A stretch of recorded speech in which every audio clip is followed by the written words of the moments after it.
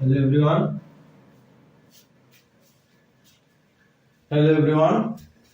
Aligarh study পয়েন্টে সকলকে শুভেচ্ছা, ওয়েলকাম। আজকে আমাদের ক্লাস হলো প্রাচীন অসমের ইতিহাস থেকে মধ্যযুগের অসম পর্যন্ত আমি আলোচনা করব। আজকের ক্লাস হলো অসমের বিভিন্ন ঐতিহাসিক সম্পর্কে। অসম প্রাগজ্যোতিষপুর কি রকম নাম হলো, বা কামরূপ কি রকম নাম হলো, কত সাল থেকে অসমে কত সাল পর্যন্ত কে রাজত্ব করেছিল, এই ধরনের কনসেপ্ট আজকে আলোচনা করব। আমাদের প্রথম নাম হলো কি প্রাচীন ভারতের প্রাচীন অসমের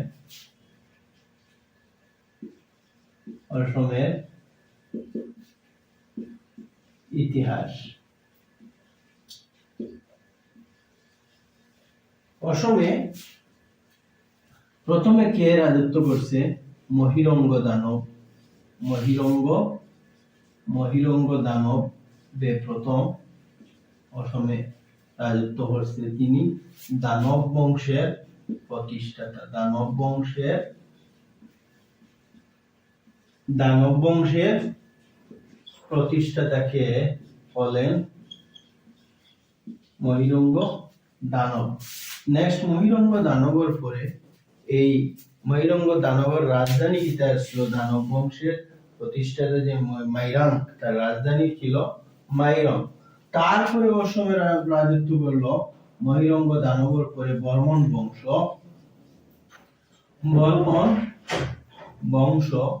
এই বর্মন বংশের প্রতিষ্ঠাতা কে ছিলেন? বর্মন বংশের প্রতিষ্ঠাতা ছিলেন পুষ্য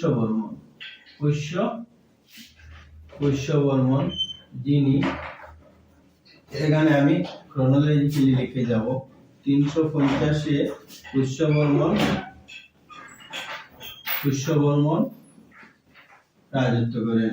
তারপরে 594 সালে ভাস্কর বর্মনে অসমে রাজত্ব করেন। তারপরে 637 হিউয়েন সাং একজন চীনা পরিব্রাজক। হিউয়েন সাং আসামে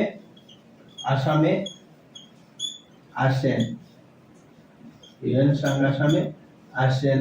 তখন তিনি কার অনুরোধে আসেন? ভাস্কর বর্মনের অনুরোধে হিউয়েন সাং অসমে আসেন। ভাস্কর বর্মনের সময় উত্তর ভারতে আরো একজন রাজা ছিলেন, যিনি ছিলেন হর্ষবর্ধন। এবং ভাস্কর বর্মনের সাথে খুব সম্পর্ক ছিল, তাদের খুব সমসাময়িক ছিলেন। হিউয়েন সাং যখন চীনা পরিব্রাজক ভারতে এসেছেন, তিনি আসামে এসে ভারতে এসে বিহারের নালন্দা বিশ্ববিদ্যালয়ে তিনি এসেছেন। তারপরে অসমে ভাস্কর বর্মনের অনুরোধে অসমে এসেছেন। এসে অসম সম্পর্কে একটি বই লিখেছেন। সে বইটির নাম কি? সে বইটির নাম সিইউকি। এই গ্রন্থটি তিনি লিখেছেন হিউয়েন সাং। তারপরে আসা যাক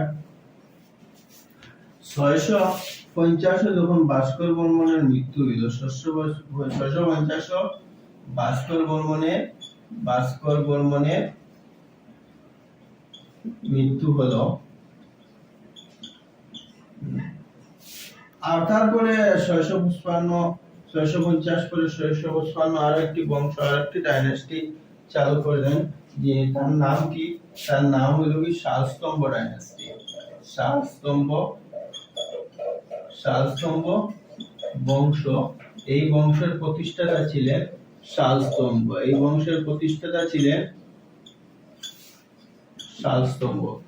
শালস্তম্ভের পরে এই শালস্তম্ভ কয়েক বছর অসমে রাজত্ব যখন করেছে, এই রাজত্ব করার পরে তারপরে আরেকটি বংশ আসলো। সেই বংশটির নাম হলো 900 ব্রহ্ম ব্রহ্মপালা, যিনি পালা ডাইনেস্টি প্রতিষ্ঠা করেন। পালা বংশ প্রতিষ্ঠা করেন কে? পালা বংশ কে প্রতিষ্ঠা করেন? ব্রহ্মপালা। তারপরে ব্রহ্মপালার পরে শেষ ব্রহ্মপালা শেষ, পালা বংশ শেষ হয়ে গেছে। এই জয়পালা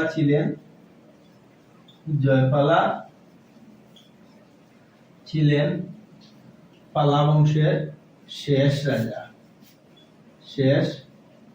রাজা। তারপরে অসমে আরো একটি বংশের উদ্ভব ঘটলো, সেই বংশটির নাম হলো চুতিয়া বংশ বা চুতিয়া রাজা। চুতিয়া রাজ্য রাজা কত চুতিয়া বংশ প্রতিষ্ঠা হয়েছে? চুতিয়া প্রতিষ্ঠা হয়েছে 1187 সালে চুতিয়া বংশ প্রতিষ্ঠা হয়। চুতিয়া বংশ, এই চুতিয়া বংশকে প্রতিষ্ঠা করেন প্রথমে founder of the Chutia dynasty Birpal, যিনি ছিলেন বীরপাল। চুতিয়া বংশের শেষ রাজা যিনি ছিলেন কে? নীতিপাল বলে চুতিয়া বংশের শেষ রাজা। এই চুতিয়ার মধ্যে আরো একটি বংশ অসমে রাজত্ব করেছিল। এই চুতিয়ার পরে সেই বংশটি হলো ঐতিহাসিক সেই বংশ, সেই ডাইনাস্টি হইল কি 1228 আহোম ডাইনাস্টি। এই আহোম নিয়ে অনেক কিছু আছে। এখানে 1187 আগে যে ঘটনাবলী হয়েছে বা যে রাজত্ব করেছেন সেইগুলিকে কি বলা হয়? এইগুলিকে প্রাচীন অসম বলা হয়। এখানে আরেকটি জিনিস বলতে চাই, প্রাচীন অসম এখানে এসে শেষ হয়েছে। তারপরে আসি মধ্যযুগের অসম। মধ্যযুগের অসম বলিতে মেডিয়েভাল আসাম। মধ্যযুগের আসামে কি হয়েছে? মধ্যযুগের আসামে কোন রাজাদের বিশেষ অবদান আছে, কে রাজত্ব করেছে, আজকের ক্লাসে এটা আমি বলবো। যখন 1206 খ্রিস্টাব্দে বখতিয়ার খিলজি মধ্যযুগের আসাম, মধ্যযুগের অসম 1206 খ্রিস্টাব্দে বখতিয়ার খিলজি যখন অসমে আসেন, অসমে আসিয়া তিনি কোন জায়গা থেকে গেছেন? তিব্বতের তিব্বত থেকে বখতিয়ার খিলজি অসমে আসেন, অসম আক্রমণ করেন। তারপর বখতিয়ার খিলজি কে ছিলেন? তিনি যিনি ছিলেন একজন চীনা তিব্বত থেকে এসেছেন। যাই হোক, তারপরে 1228 যখন চুকাফা অসমে আসলো, 1228 চুকাফা অসমে যখন আসলো,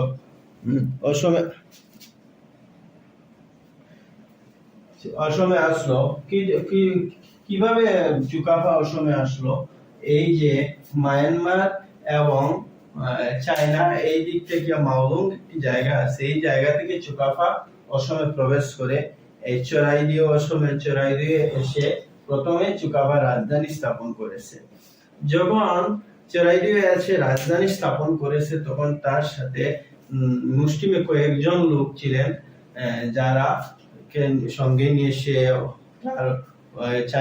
তিব্বত থেকে, চায়না থেকে, মাওলুং থেকে এসেছে। পরে এসে এখানে বংশ বিস্তার হয়ে এখানে মানুষের সাথে, অসমের মানুষের সাথে আত্মীয়তার সম্পর্ক স্থাপন করে এখানে অনেক মানুষ তার হয়ে গেছে। তারপরে এই বংশ এক বড় বংশ রূপে প্রতিষ্ঠা লাভ করেছে অসমে। প্রায় 600 বছরের মতন আহোম বংশ অসমে শাসন করেছে। যাই হোক, সে যখন 1228 সালে অসমে প্রবেশ করে এসেছে চরাইদিওয়ে অসমে এসে, তখন 1253 সালে কি করছে? চরাইদেও রাজধানী স্থাপন করেছে। চরাইদেও রাজধানী স্থাপন করেছে কে? চুকাফা। তারপরে চুকাফা রাজধানী স্থাপন করার পরে 1268 ওনার মৃত্যু হয়ে গেছে। 1268 সালে চুকাফা মৃত্যুবরণ করেন। এই গেল চুকাফা। চুকাফা পরে আরো এসেছেন আমি কয়েকজন যে প্রায় 40 এর মতন রাজা রাজত্ব করেছেন। 40 জনের মধ্যে 40 জনের নাম বলা সম্ভব নয়। বিশেষ গুরুত্বপূর্ণ যারা ইম্পর্টেন্স যাদের নাম, এদের নাম আমি আজকে বলবো, এদের রাজত্বকাল কার্যকাল কিরকম চলেছে এটি বলবো। তারপরে 1397 থেকে 1407 পর্যন্ত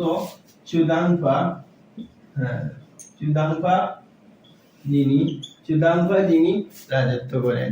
এই চুদাংপা যখন রাজত্ব করেন, চুদাংপার আরো একটি নাম কি ছিল? চুদাংপার নাম ছিল বামুনিকর। কি জন্য তাকে বামুনিকর বলা হতো? তিনি একজন ব্রাহ্মণ পরিবারে বড় হয়েছেন ছোটবেলা থেকে, এই জন্য তাকে বামুনিকর বলা হতো। আর তিনি রাজধানী স্থাপন করেছিলেন চরগুয়া। চুদাংপা তার রাজধানী ছিল চরগুয়া। চরগুয়ায় তিনি রাজধানী স্থাপন করেন। আহোমের 6টি রাজধানী আছে, 6 জন রাজা 6টি রাজধানী স্থাপন করেছেন, এটাই আমি সাথে সাথে বলে যাব। তারপরে হলো 1497 থেকে 1539 এই সময়ের ভিতরে কে ছিলেন? চুহুংমুং দিহিঙ্গিয়া রাজা, যাহাকে বলা হয় দিহিঙ্গিয়া রাজা। চুহুংমুং দিহিঙ্গিয়া রাজা। তাকে দিহিঙ্গিয়া রাজা কেন বলা হয়? দিহিঙ্গিয়া রাজা, তাকে দিহিঙ্গিয়া রাজা কেন বলা হয়? তাকে দিহিঙ্গিয়া রাজা এই জন্য বলা হয়, তিনি দিহিং নদীর পাড়ে তাহার রাজধানী স্থাপন করেছেন এবং এখানে বসতি স্থাপন করেছেন, এই জন্য তাহাকে দিহিঙ্গিয়া রাজা বলা হয়। তাহার রাজধানীর নাম কি ছিল? তাহার রাজধানীর নাম ছিল বকতা। চুহুংমুং দিহিঙ্গিয়া রাজার রাজধানী ছিল বকতা। তারপরে আসা যাক 1539 থেকে 1552 এই সময়ের ভিতর কে ছিলেন? চুকলেংমুং গড়গঞ্জা রাজা। চুকলেংমুং গড়গইয়া রাজা। চুকলেংমুং গড়গইয়া রাজা। তার রাজধানীর নাম কি? তার রাজধানীর নাম হলো গড়গাঁও। তার রাজধানীর নাম হলো গড়গাঁও। তিনি গড়গাঁওতে রাজধানী স্থাপন করেছিলেন চুকলেংমুং গড়গইয়া রাজা, এজন্য তাকে গড়গইয়া রাজা বলা হয়। তারপরে 1552 থেকে 1603 পর্যন্ত ছিলেন পুরা রাজা। তাকে পুরা রাজা কেন বলা হতো? তিনি হাতির উপর থেকে পড়ে তার এক পা পঙ্গু হয়ে গেছে, এই জন্য তাকে পুরা রাজা বলা হতো। পুরা রাজা। তারপরে আসা যাক 1603 থেকে 1641 পর্যন্ত প্রতাপ সিংহ ছিলেন। এই হলো। তারপরে হলো 1648 থেকে 1663 পর্যন্ত জয়দর সিং। 1663 থেকে 1600 আমি কয়েকটি মৌখিক আকারে বলে যাই, লিখতে অনেক সময় লাগবে।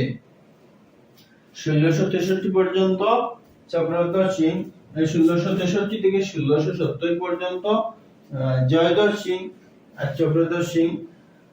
তারপরে 1670 থেকে 1672 পর্যন্ত উদয়াদিত্য সিং। 1670 থেকে 1672 পর্যন্ত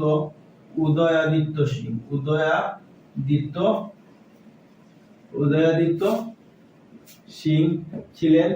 এই উদয়াদিত্য সিং এর সময় সরাইঘাটের যুদ্ধ হয়েছে। সরাইঘাটের যুদ্ধ কত সালে হয়েছে? 1671 সালে সরাইঘাটের যুদ্ধ হয়েছে মুঘল এবং আহোমের মধ্যে। মুঘল সেনাপতি ছিলেন রাম সিং এবং আহোমের সেনাপতি ছিলেন লাচিত বরফুকন। যাই হোক, এই সরাইঘাটের যুদ্ধ হয়েছে উদয়াদিত্যের সময়। 1696 1696 থেকে 1707 এই সময় ছিলেন রুদ্র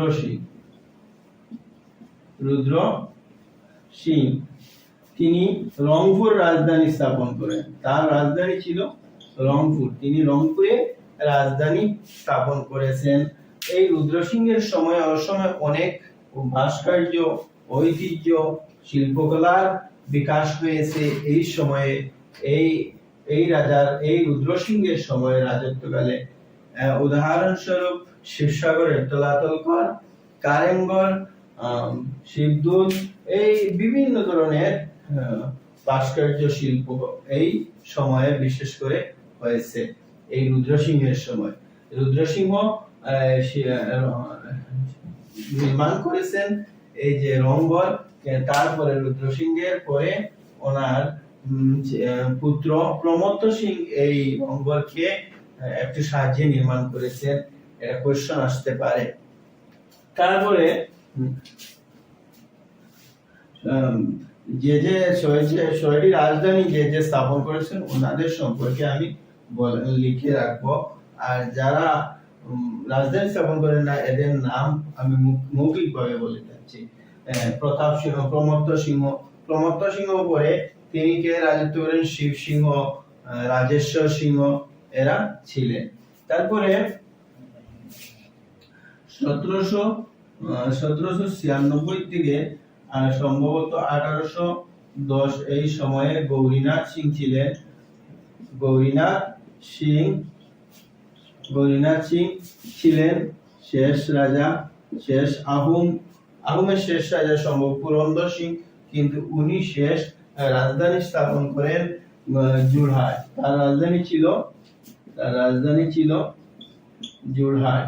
এই গৌরীনাথ সিং যোরহাটে রাজধানী স্থাপন করেন। এই গৌরীনাথ সিংহের সময় থেকে আহোমের পতনের সময় সূচনা হয়। তারপরে 1826 সালে ইয়ান্দাবর সন্ধির মাধ্যমে অসমে আহোম সাম্রাজ্যের পতন ঘটে, আহোম শাসনের পতন ঘটে, আহোম শাসন শেষ হয়। এখানে আজকে আমি আমার এই মধ্যযুগের আসাম পর্যন্ত, প্রাচীন ভারতের আসাম থেকে মধ্যযুগ পর্যন্ত একটি আলোচনা করেছি। পরবর্তী ক্লাসের মধ্যে আধুনিক অসম সম্পর্কে আলোচনা করব। অসমে কোন কোন সবার মাধ্যমে স্বাধীন হয়েছে, অসমের বিপ্লবী আন্দোলন, বিভিন্ন রকমের ক্লাস পরবর্তী ক্লাসের মধ্যে আমি বলবো। এখানে আজকে আমার ক্লাস সমাপ্ত করলাম। Thank you.